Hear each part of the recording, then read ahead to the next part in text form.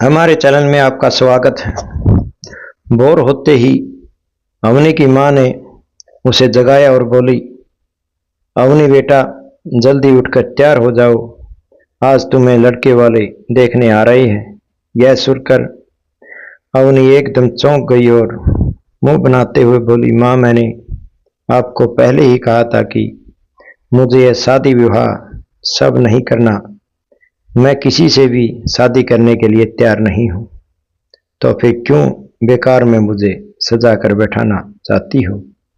यह सुनकर अवनी की माँ मुस्कुराने लगी और समझाते हुए बोली, अरे बेटी, चाहे गरीब हो या अमीर, हर बेटी को एक दिन ससुराल जाना ही होता है और हर सास बुरी नहीं होती। यह परिवार बिल्कुल अलग है। हर लड़की का सपना होता है कि उसे अच्छा घर परिवार मिले, लेकिन अवनी को तो सास के नाम से ही डर लगता था, क्योंकि उसने बचपन से ही कई ऐसी कहानियां सुनी थी जिसमें सास बहू पर बहुत अत्याचार करती थी और उनकी जिंदगी बर्बाद कर देती थी। साथ ही उनकी अपनी दादी भी बहुत कड़क स्वभाव की थी और उसने अपनी माँ को अक्सर दादी से डांट खाते हुए देखा था, इसलिए वह शादी से हमेशा बचना चाहती थी। अवनी ने अपनी माँ से कहा, माँ, बुरा क्या है अगर मैं आपकी ही सेवा करती रहूं और आपके साथ ही रहूं। तभी बाहर खड़े उसके पिता उनकी बातें सुनते हुए कमरे में आए और बोले, बेटा, हमारे साथ रहना कोई बुरी बात नहीं है, लेकिन सोचो, हम कब तक तुम्हारे साथ रह पाएंगे। आखिर एक दिन हर किसी को इस दुनिया से जाना है। अगर तुम्हारा कोई भाई बहन होता तो हमें चैन रहता कि हमारे जाने के बाद कोई तुम्हारा ख्याल रखेगा, लेकिन तुम हमारी इकलौती संतान हो और हमारे बाद अकेले पहाड़ जैसी जिंदगी कैसे बिताओगी। इसलिए हम चाहते हैं कि तुम्हारी शादी हो जाए और तुम्हारे जीवन में एक ऐसा साथी आए जो पूरी उम्र तुम्हारा सहारा बने। पिता की बात सुनकर अवनी चुप हो गई और अपने माँ पिता की खुशी के लिए लड़के वालों से मिलने के लिए तैयार हो गई।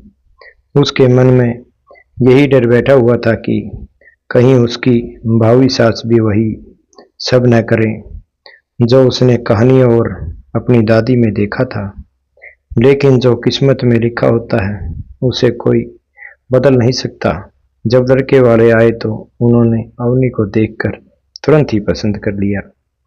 उसकी होने वाली सास बहुत खुश हुई और बोली, हमें तुम्हारी बेटी बहुत पसंद आई, अब तो वह हमारी हो गई। उन्होंने शगुन के तौर पर हजारों रुपए अवनी के हाथ पर रख दिए और उसकी माँ से कहा, बहन, आज से आपकी बेटी हमारी बेटी हो गई।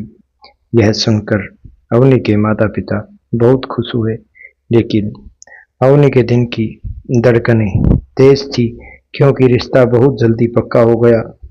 जब लड़के वाले वापस अपने घर लौट गए तो अवनी की माँ ने उससे कहा, देखा बेटा, मैंने कहा था न, किसी हर सास बुरी नहीं होती।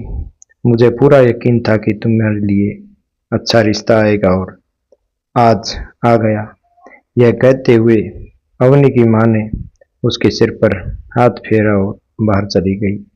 अवनी शादी नहीं करना चाहती थी, लेकिन माँ पिता की खुशी के लिए उसने यह रिश्ता स्वीकार कर लिया।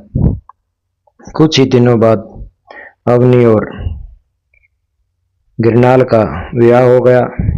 विदाई के समय उसकी माँ ने उसे समझाते हुए कहा, देख बेटा अवनी, अब तुम एक बड़े घर की बहू बनने जा रही है, इसलिए हर छोटी बड़ी बात का ध्यान रखना, तभी तेरी इज्जत ससुराल में बढ़ेगी और तो सबके दिलों में अपनी जगह बना पाएगी।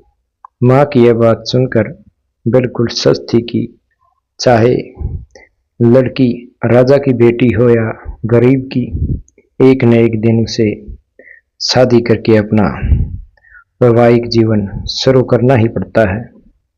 अवनी भी इस नए जीवन के लिए खुद को तैयार कर चुकी थी, लेकिन उसके मन में ससुराल और वहां की जिम्मेवारियों को लेकर हजारों उलझनें थी। बड़े घर की बड़ी बहू बनकर वह अपने नए परिवार के कदम रख रही थी और यह सोचकर मन ही मन चिंता भी थी कि पता नहीं आगे कैसा होगा। अवनी अपने पति के साथ कमरे में बैठी थी और मन में थोड़ी घबराहट और उत्सुकता के लिए इंतजार कर रही थी कि उसका पति कैसा होगा। घड़ी की सुइयां जैसे थम गई हो, तभी कमरे में दरवाजा खुला और उसका पति नैतिक अंदर आया। अवनी ने जैसे ही अपने पति को देखा, उसे पहली ही नजर में अच्छा लगा कि नैतिक बेहद हैंडसम थे।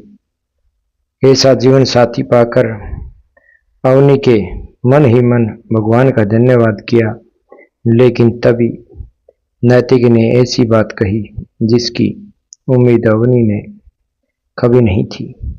प्यार और सुहाग के हसीन लम्हों के बजाय नैतिक ने कहा, मैं बहुत थक गया हूँ, मुझे नींद आ रही है और वैसे भी बहुत जल्दी बाहर जाना है। तुम भी इस भारी शादी के जोड़े में थक गई होगी, चलो अब सो जाते हैं। यह सुनकर अवनी को लगा कि शायद कोई छोटा मोटा काम होगा जिसके लिए उसे बाहर जाना पड़ रहा है, लेकिन जब दूसरे दिन पता चला कि नैतिक शादी के तुरंत बाद विदेश जा रहा है, तो अवनी के आश्चर्य की सीमा न रही। नैतिक की माँ कौशल्या देवी घर की मालकिन थी और उनका स्वभाव बहुत सख्त माना जाता था। घर में ढेर सारे नियम कायदे चलते थे। इसी वजह से कई लड़कियां इस घर की शादी करने से मना कर चुकी थी, लेकिन अवनी की माँ बाप को इसके बारे में कुछ नहीं पता था, क्योंकि वे लोग दूसरी बस्ती में रहते थे और इसी वजह से अवनी को भी अपने ससुराल के बारे में ज़्यादा जानकारी नहीं थी। जब भी अवनी के पास के नाम से डर जगाता था और उसकी माँ उसे समझाती थी कि बेटा, अगर तुम ससुराल में कोई गलती नहीं करोगी तो तुम्हारी सास तुम्हें कोई सताएगी नहीं। तुम मेहनती बहू बनो, घर अच्छे से संभालो, तुम्हारा खाना बनाने का स्वाद और सफाई की आदतें सबको खुश कर देगी और कोई तुम्हारे खिलाफ एक शब्द भी नहीं कह पाएगा, बल्कि तुम्हारी तारीफ के पुल बांधेंगे। यह सब बातें अवनी ने शादी से पहले सुनी थी, लेकिन अब वह परेशान थी क्योंकि उसके पति ने शादी के अगले ही दिन उसे अकेला छोड़कर विदेश जाने का फैसला कर लिया था। अवनी के लिए यह चौंकाने वाली बात थी कि नैतिक के चेहरे पर उसे छोड़कर जाते वक्त जरा सी भी उदासी नहीं थी, बल्कि वह बहुत खुश दिखाई दे रहा था। अवनी चाहती थी कि वह उससे अकेले में बात करे, लेकिन नई नवेली दुल्हन होने के नाते सबके सामने ऐसा करना उसे ठीक नहीं लगा। उसने नैतिक को इशारे से कमरे में आने के लिए कहा और जब वह कमरे में आया तो अवनी बोली, नैतिक, अभी तो हमारी शादी को एक दिन ही हुआ है और तुम मुझे अकेला छोड़कर विदेश जा रहे हो। ऐसा कैसे कर सकते हो? पति पत्नी के बीच कुछ खास पल होते हैं जो शादी के बाद के दिनों में बिताए जाते हैं, और तुम मुझे छोड़कर जा रहे हो शादी के बाद। जब अवनी अपने पति नैतिक से बोली कि लोग तो शादी के बाद छुट्टियां लेकर हनीमून मनाने जाते हैं और तुम हो शादी के दूसरे ही दिन मुझे अकेली छोड़कर विदेश जा रहे हो, मैं यहाँ अकेली कैसे रह पाऊंगी? मेरा तो पहला रिश्ता है इस घर से, और अगर तुम मुझे ऐसे छोड़ दोगे तो मैं किसके सहारे रहूंगी? जब नैतिक ने हड़बड़ाते हुए कहा, अच्छा हुआ तुमने मुझे कमरे में बुलाकर कहा, मेरा पासपोर्ट यहीं रह गया था, अगर यह छूट जाता तो मेरी फ्लाइट मिस हो जाती। शुक्रिया। यह सुनकर अवनी दंग रह गई, क्योंकि नैतिक को उससे न तो कोई लगाव था, न ही उसके नई नवेली विवाह का कोई असर। जबकि आमतौर पर लड़के ऐसी स्थिति में अपनी दुल्हन के करीब आने का मौका कभी नहीं छोड़ते, लेकिन नैतिक लगातार अवनी से दूर भाग रहा था। अवनी ने सोचा शायद कोई जरूरी काम है, इसलिए नैतिक जा रहा है और वह जल्द ही वापिस आ जाएगा। उसने नैतिक से कहा, आप जल्दी वापिस आना और मुझे फोन करते रहना। नैतिक ने हाँ में सिर हिलाकर कहा, हाँ बाबा, मैं फोन करूंगा और जल्द लौट आऊंगा। तुम इतनी चिंता मत करो, भगवान तुम्हें खुश रखे, तुम्हारी जिंदगी हमेशा खुशी रहे। यह कहते हुए उसने अवनी के सिर पर हाथ रखा और लेकिन अवनी के मन में यह ख्याल उठ रहा था कि अगर पति ही उसे छोड़कर चला गया तो उसकी जिंदगी में खुशियां कहाँ से आएगी। जाते जाते नैतिक से उसे यह भी कहा कि अगर किसी चीज की जरूरत हो तो मेरा छोटा भाई करण तुम्हारी मदद करेगा, तुम उस पर भरोसा कर सकती हो। यह सुनकर अवनी को थोड़ी शंका हुई, क्योंकि जब नैतिक और उसका परिवार उसे देखने आए तभी उसने गौर किया कि करण उसे अजीब निगाहों से देख रहा था। औरत मर्द की हर नजर पहचान लेती है और अवनी को साफ महसूस हुआ कि करण की नजरें ठीक नहीं थी। नैतिक को छोड़ने के बाद जब वह एयरपोर्ट तक गई तो उसने देखा कि नैतिक ने एक बार भी पीछे मुड़कर नहीं देखा। वह जैसे खुशी खुशी विदेश जा रहा था और इस वजह से अवनी का दिल टूट कर रह गया।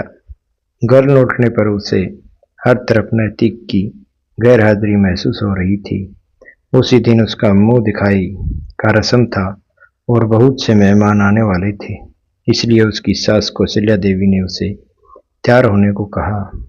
तीसरे दिन तक आते आते कौशल्या देवी ने उसे रसोई की जिम्मेदारियां सौंप दी। अवनी को न तो हनीमून का सुख मिला और न ही पति का साथ, बल्कि अभी उसकी मेहंदी का रंग भी नहीं उतरा था कि पूरे घर की जिम्मेदारियां उसके कंधों पर डाल दी गई थी। वह चुपचाप रसोई में खड़ी सब्जी काट रही थी कि तभी उसका देवर करण वहां पर आ पहुंचा। अवनी टमाटर काट रही थी और करण ने वहीं से एक टमाटर उठाकर हाथ में दबाते हुए उसकी ओर देखा। यह कहानी कैसी लगी सब्सक्राइब करें, लाइक करें, कमेंट करें। जय श्री राम। धन्यवाद दोस्तों।